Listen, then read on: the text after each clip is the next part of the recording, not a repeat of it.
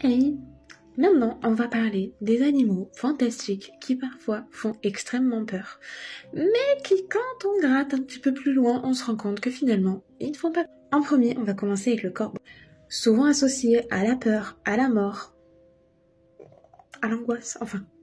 Je dirais même qu'il apparaît le plus souvent dans les films d'horreur. Oui.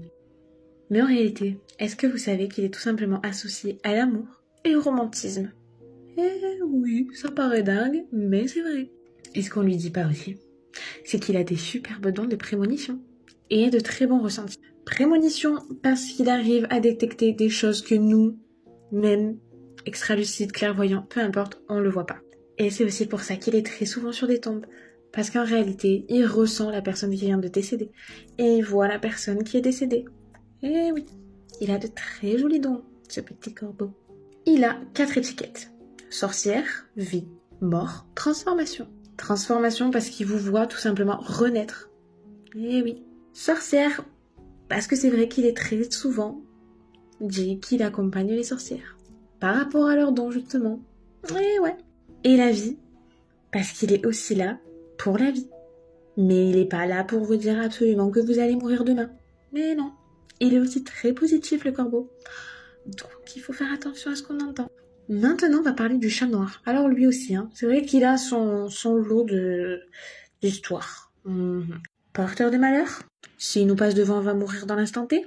Désespoir, certainement, désespoir. Sa couleur est due au mal, puisqu'il est noir. Bon, je vous avoue, j'ai les yeux noirs, donc je devrais le prendre comment? Mais au final, est-ce que vous savez qu'il est tout simplement là, justement, pour repousser toutes ces énergies négatives? Eh oui, mais oui. En fait, si vous voyez un chat qui rentre chez vous, un chat noir, qui rentre chez vous, ou qui est à proximité de vous, c'est parce que lui, il est en train de ressentir tout ce qui est négatif autour de vous. Et donc, il veut venir vous apporter un peu de soutien et surtout absorber tout ce qui est négatif pour vous, pour que vous soyez plus apaisé et plus serein. Et oui, je suis sûre que vous le saviez pas. Donc, prenez-le plutôt comme un totem ou un porte-bonheur. Je sais, ça paraît dingue, mais c'est vrai. Et effectivement, il est associé aux sorcières parce que c'est un petit peu notre meilleur ami. Moi, personnellement, j'en ai eu toute ma vie des chats noirs. Et clairement, c'était mes petits bébés boules de poil. Ils étaient tellement mignons. Et au final, ils nous ont plus apporté que du positif, que du négatif. Donc, mythe, légende, faites attention à ce que vous entendez, voyez ou regardez, peu importe. Des fois, il faut juste se fier au ressenti ou lire un petit peu plus de choses, s'intéresser sur plus de choses que directement voir le mal.